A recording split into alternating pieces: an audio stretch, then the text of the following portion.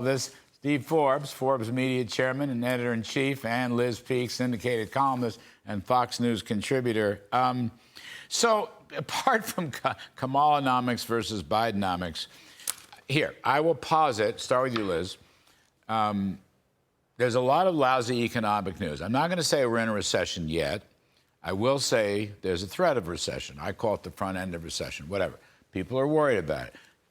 Now, I don't see between the vice president and her new running mate a single growth-oriented policy on energy, on taxes, on regulations, on student debt entitlements, on spending, on the U.S. dollar. I don't say anything remotely about growth, and I think that's a problem, and it's a big opening for the Trump-Vance ticket. Well, yes, because, in fact, they have no economic policies so far. I mean, when you go to the website, as I'm sure you know, you get an advertisement which is asking you to donate money to the campaign. There's nothing at all about any issues. I mean, I don't think she can just skate on the surface here all the way through the election. I think at some point in her rally last night, she talked about he wants to make housing more affordable. Housing is more unaffordable than it has ever been, I think, in the history of the country. She's been there 3.5 years. What's she done about it? What has anyone done about it in the Harris-Biden White House, which I think is fair to say now, because it seems to me now she's actually running the country. But in terms of your broader question, they have never owned up to the idea or even suggested at all that maybe cutting back on spending or not spending $2 trillion a year more than we actually bring into the federal government has been a problem and caused inflation. Deficits. So, Larry, they're never going to turn tail on this.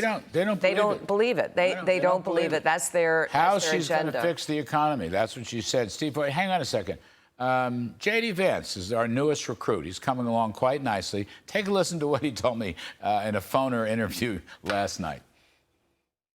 We took in more revenue because the government got out of the way on the regulatory side, and the tax cuts spurred a lot of growth, which meant more people working, which meant more economic production, which meant the entire economy was healthier, which Kamala Harris has been awful on the regulatory environment.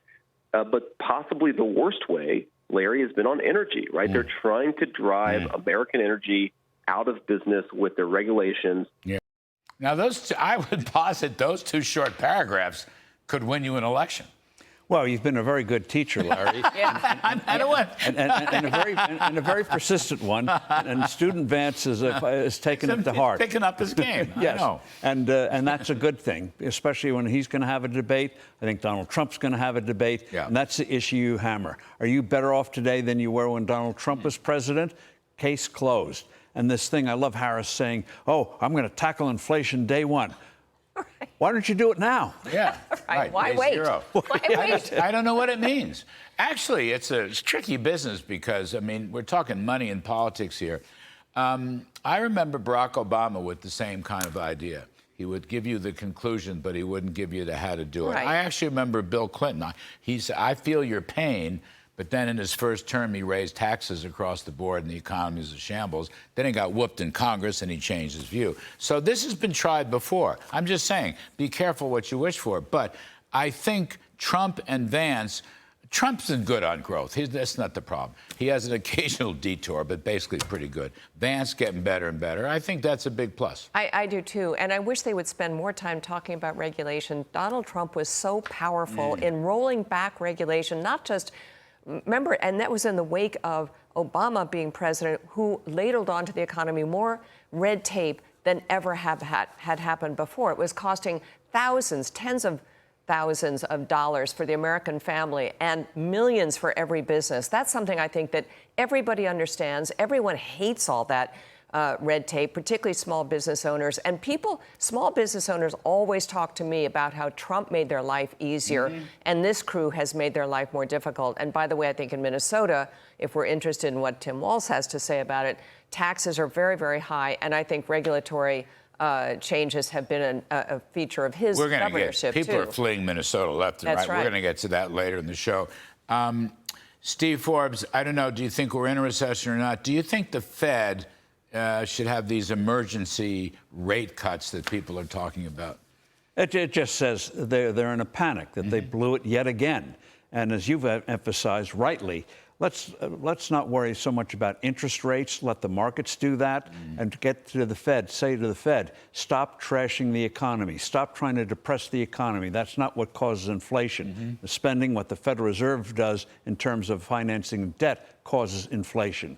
And that's the way you go. And Trump should go out on the trail and hit home on things like the Social Security tax. Now, he got beaten up by it, but say, if you want to work, you shouldn't be punished for it. Yeah. We need your experience. You seniors. You can bring something to the table. I don't know. We probably don't have enough time. We have a clip on it. He was very good. I think this morning on Fox and Friends, he mentioned Social Security tax relief, and he mentioned no tax on tips.